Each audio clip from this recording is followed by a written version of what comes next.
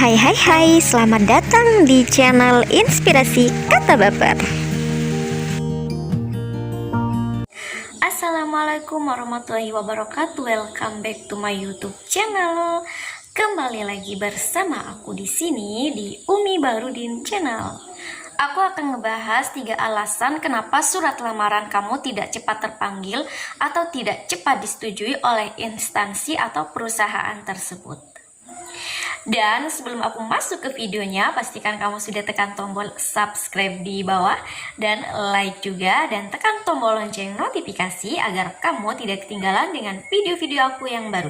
Dan ketika video ini adalah video yang bermanfaat, share sebanyak-banyak mungkin ke teman-teman kalian atau saudara-saudara kalian. Oke, sebelum masuk yang di alasan yang pertama, sebelumnya aku akan mengatakan pada kalian bahwa aku ini dulunya adalah seseorang yang sangat berburu pekerjaan sebelum aku mendapatkan pekerjaan tetap. Nah, dan aku akan menceritakan alasan ini, aku akan mengangkat dari sebuah pengalaman yang memang sudah aku rasakan.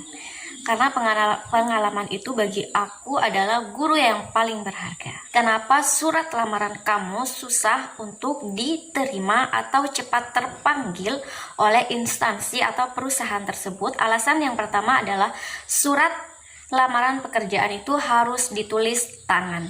Nah, artinya perusahaan tersebut melihat kekreatifan kalian dari cara menulis kalian. Nah, jadi kan sekarang sudah banyak ini untuk surat lamaran itu yang diperjualbelikan yang memang sudah jadi. Nah, jadi kalian tidak boleh memakai surat lamaran yang itu. Kalian harus menulis tangan dengan tulisan tangan kalian tersendiri agar sebuah instansi itu bisa melihat bahwa kamu punya kelebihan di surat lamaran tersebut itu dari tulisan tangan kamu sendiri. So, aku sudah membuktikan sendiri. Aku pernah memasukkan sebuah lamaran dengan surat lamaran yang sudah jadi. Aku beli di tempat-tempat fotokopi, biasanya dijualnya di situ. Nah, aku membuktikan bahwa apakah memang betul sih yang ditulis tangan itu cepat terpanggil. Nah, aku membuktikan pas itu aku memasukkan surat lamaran ada 2 di instansi penjualan semua, artinya di toko-toko pakaian, dan yang satunya lagi itu di produk penjualan alat pembangunan. Nah, akhirnya aku membuktikan yang aku tulis tangan itu aku masukkan di toko pakaian, dan yang tidak tulis tangan itu aku masukkan di toko-toko pembangunan. Nah, akhirnya 2 minggu ke depan aku yang dipanggil itu yang pas tulis tangan itu. Terus yang tidak tertulis tangan itu kira-kira kalau tidak salah selama 6 bulan aku baru terpanggil di instansi tersebut. Oke, dan lanjut di alasan yang kedua. Alasan yang kedua adalah kamu harus menggunakan bahasa baku. Ketika kamu menuliskan surat lamaran pekerjaan, kamu harus menggunakan bahasa baku. Kenapa harus menggunakan bahasa baku? Karena bahasa baku adalah bahasa yang memang sudah dimengerti oleh semua orang Indonesia. Kamu dilarang menggunakan bahasa daerah kamu sendiri, karena instansi yang kamu tuju itu belum tentu adalah satu suku dengan kamu. Nah, dan aku takut ada yang masih bingung dengan bahasa baku. Bahasa baku itu bahasa seperti apa sih? Bahasa baku itu adalah bahasa yang memang sudah disempurnakan oleh ejaan yang disempurnakan oleh negara kita. Bahasa yang memang sudah dari negara kita yang sudah sesuai dengan kaidahnya, seperti itu.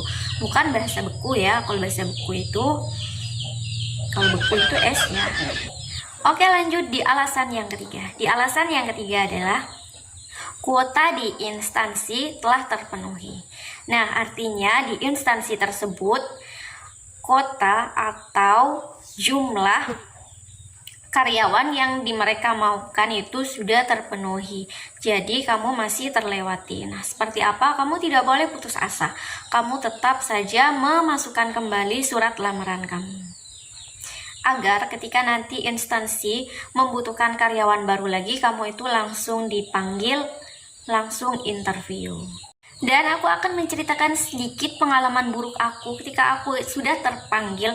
Aku selalu dipanggil ya, karena memang surat lamaran aku tertulis tangan dengan menggunakan bahasa baku. Aku atur secara bagus-bagus sesuai dengan kaidah supaya agar cepat diterima oleh instansi. Nah, di saat interview aku ini selalu gagal. Karena kenapa? Karena katanya yang dilihat adalah ukuran tinggi badan. So, aku berpikir seperti ini. Mereka adalah instansi jual beli perdagangan. Kenapa harus yang dilihat adalah tinggi? Kecuali produk mereka adalah produk model. Nah, yang aku ragukan itu seperti itu. Yang aku pertanyakan itu seperti itu. So, tapi tidak apa-apa, walaupun aku tinggi badannya segini-segini aja, aku tetap bersyukur karena ini adalah ciptaan Tuhan. Di saat pandemi seperti ini, karyawannya harus dikurangi karena mereka kan tidak memilih mereka yang berskill atau berkemampuan tinggi. Mereka hanya melihat postur yang tinggi atau yang ideal saja. Oke, terima kasih. Itulah 3 alasan yang bisa aku berikan sesuai dengan pengalaman yang sudah aku rasakan. Semoga bermanfaat untuk kalian para pejuang pemburu pekerjaan. Artinya kita lebih baik lelah dengan pekerjaan daripada kita lelah menunggu pekerjaan. Karena memang itu sangat menguji kesabaran kita semua. Oke, tetaplah menjadi sosok yang optimis, no pesimis. Assalamualaikum warahmatullahi wabarakatuh. Kita jumpa lagi di next video.